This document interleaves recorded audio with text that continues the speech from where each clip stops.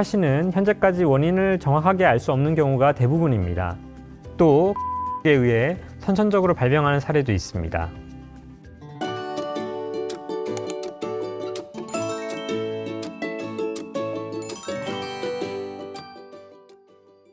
안녕하세요. 김한과병원 사시소아안과센터 전문의 김대희입니다. 오늘은 사시검사법에 대해 이야기해 보려고 합니다. 일단 사시는 양쪽 눈의 시선이 똑바로 한 물체를 향하지 못하는 질환입니다. 양쪽 눈이 항상 주시하고 있는 물체를 똑바로 향하고 있어야 정상이지만 사시 환자의 경우는 한쪽 눈의 시선이 다른 한쪽 눈과 서로 다른 곳을 향해 있습니다. 사시는 현재까지 원인을 정확하게 알 수 없는 경우가 대부분입니다. 원인이 밝혀진 경우는 주로 질병에 의해 발생한 사례인데요. 눈을 움직이는 근육인 외안근의 신경이 마비돼서 생기는 마비 사시인 경우가 일반적입니다.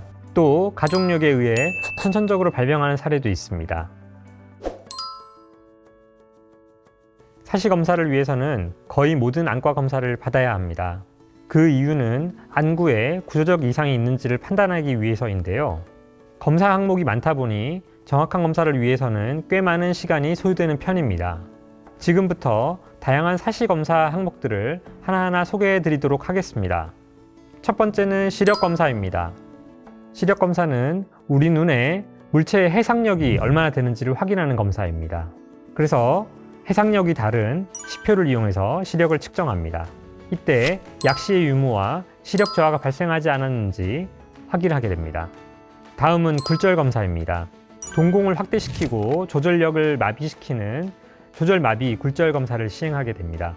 굴절 이상은 검연기를 이용해 눈의 빛을 비추고 망막에서 반사되어 나오는 빛의 움직임을 관찰하여 측정하게 됩니다. 세 번째는 눈 가리개를 이용한 사시 검사입니다.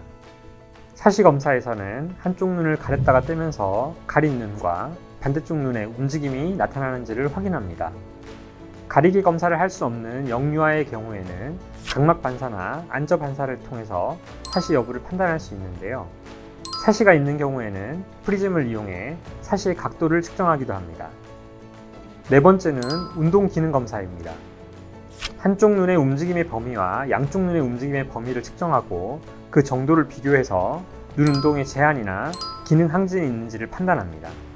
또한 운동 기능 검사에서는 눈모음 정도와 눈 벌림 정도의 기능을 체크하게 되는데 이 부분도 마비 사시를 감별 진단하는 데 중요한 역할을 합니다.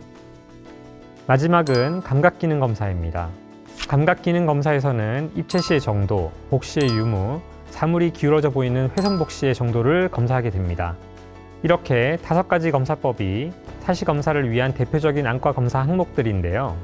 그 밖에 필요에 따라 세극등 현미경 검사, 시신경 검사 등의 추가 검사를 진행하기도 하니 사시 검사를 앞두고 계신다면 꼭 참고하시기 바랍니다.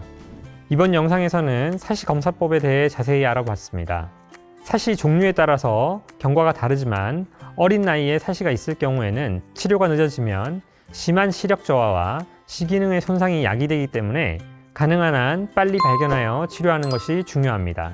양쪽 눈에 시선 방향에 이상이 있을 경우 즉시 안과에 내원하여 정밀 검사를 받으시기 바랍니다. 다음에도 사시 관련 여러 궁금증을 해결하는 내용으로 찾아오겠습니다. 여러분의 눈 건강 해피아이 김한과병원이 함께합니다.